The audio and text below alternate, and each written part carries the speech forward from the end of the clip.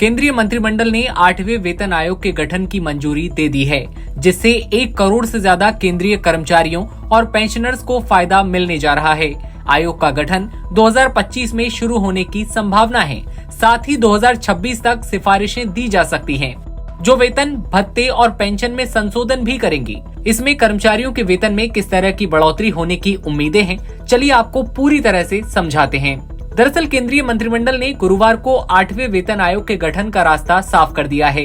इससे 1 करोड़ से ज्यादा केंद्रीय कर्मचारियों और पेंशनर्स को बड़ा फायदा होगा। इस आयोग से वेतन, भत्ते, पेंशन और दूसरे फायदों में संशोधन की उम्मीद है।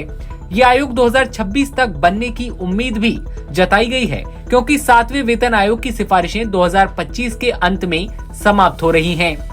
8वां वेतन आयोग कर्मचारियों के वेतन ढांचे की समीक्षा करेगा। इसमें महंगाई, आर्थिक स्थिति और कर्मचारी कल्याण जैसे पहलुओं पर विचार भी किया जाएगा।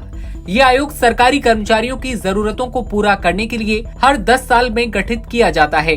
पिछले आयोगों ने वेतनमान, भत्ते और पेंशन को समय के साथ बदलती आर्थिक परिस्थितियों के मुताबिक समायोजित करने में जरूरी भूमिका निभाई है। अब बात करें कि सैलरी कितनी बढ़ जाएगी, तो कुछ रिपोर्ट्स बताती हैं कि 8वां वेतन आयोग फिटमेंट फैक्टर को 2.57 से बढ़ाकर 2.86 करने का प्रस्ताव रख सकता है।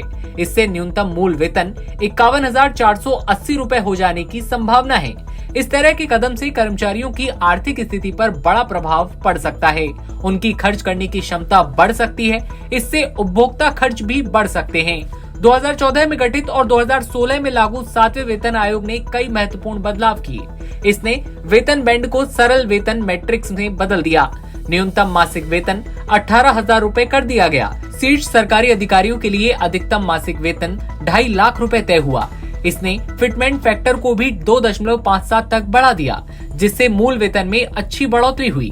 फिटमेंट फैक्टर एक मल्टीपल है, जिसका इस्तेमाल वेतन आयोग के तहत सरकारी कर्मचारियों के संशोधित मूल वेतन कैलकुलेशन के लिए किया जाता है।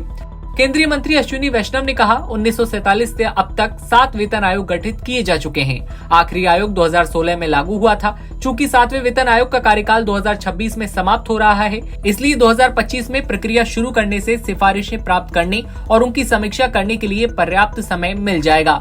इस घोषणा से कर्मचारियों और सेवानिवृत्त लोगों में उम्मीद की किरण एक बार फिर जाग चुकी है। उन्हें उम्मीद है कि 8वां वेतन आयोग उनकी लंबे समय से चली आ रही चिंताओं या फिर भविष्य को लेकर प्लानिंग को और बेहतर करेगा। ये ऐसे सुधार लाएगा जिनसे कर्मचारियों की जिंदगी की गुणवत्ता में सुधार आएगा। इससे देश के आर्थिक विकास में उनका योगदान और भी ज्यादा बेहतर तरीके से मिल पाएगा। बता दें कि 7वें वेतन आयोग की सिफारिशें जनवरी 2016 में लागू हुई थी और 7वें वेतन आयोग की सिफारिशें 2025 के अंत में समाप्त हो रही हैं। ऐसे में आपकी क्या राय है? आपको क्या क्या उम्मीदें हैं? कमेंट सेक्शन में बताइए और तमाम खबरों के लिए आप बने रहिए NBT ऑनलाइन के साथ।